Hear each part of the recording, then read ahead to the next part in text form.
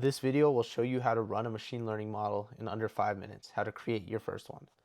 All right, so for this machine learning model, what we're going to be doing is we're going to be training a model to take in an input of an image of a number and classify it as 0, 1, 2, 3, 4, 5, 6, 7, 8, 9. So we're going to be passing in something like this into the model, and it's going to tell us basically, hey, this is a 0 after it learns. So this first cell here is loading the data set. We're going to be using the MNIST data set from Keras, and we're going to be loading it into train images, train labels, test images, and test labels. What that basically is each of the train images will be used to actually train the model.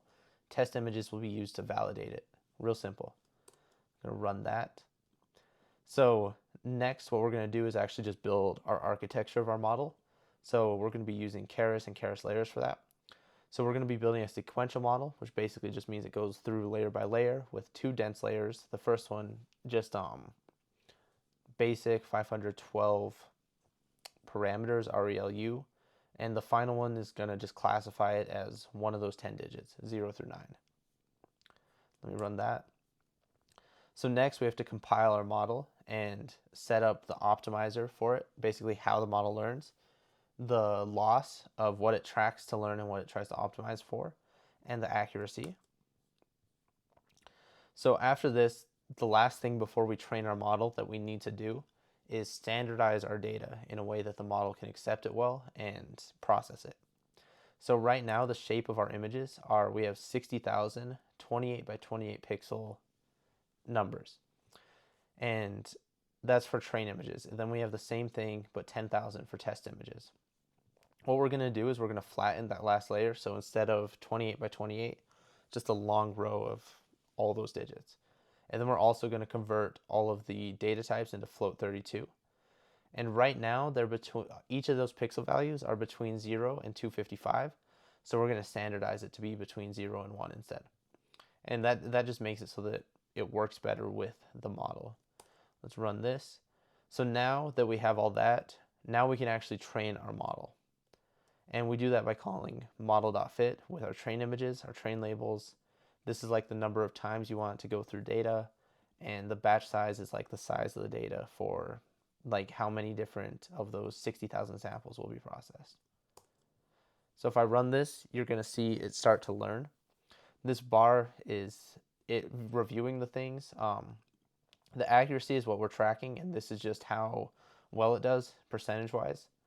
The loss is from this value that we're getting, and it's trying to optimize for that. So it's trying to minimize this value.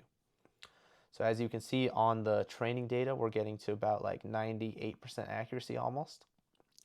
And that's it, the model's trained. So now we can use this actually to predict new, never before seen data. And we're going to do that with test images.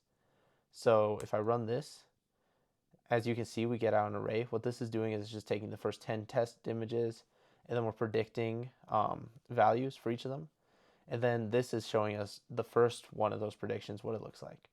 So each of these is the probability that the model thinks that it is that digit. So the probability the model we train thinks that the whatever digit this is a 0 is only 9%. And we can check here what the highest is, and that's 7 right here. Here's the percentage. So it has like about a 15% chance likelihood, the model thinks, that this value is a 7. So let's see if that's correct with the actual, what the label actually is. So if we run this, it actually is a 7. So the model is correct.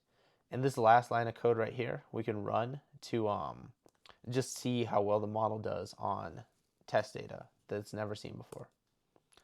Gonna run that. So we actually get 88% accuracy on never before seen data, which is actually pretty good, especially for a model trained this well. But yeah, if you guys want to learn more about deep learning, I'm actually working on a full course inside of my programming community, and you guys can join. It's 100% free.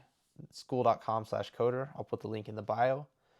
We have tons of other developers for Python, deep learning, machine learning, and any other thing.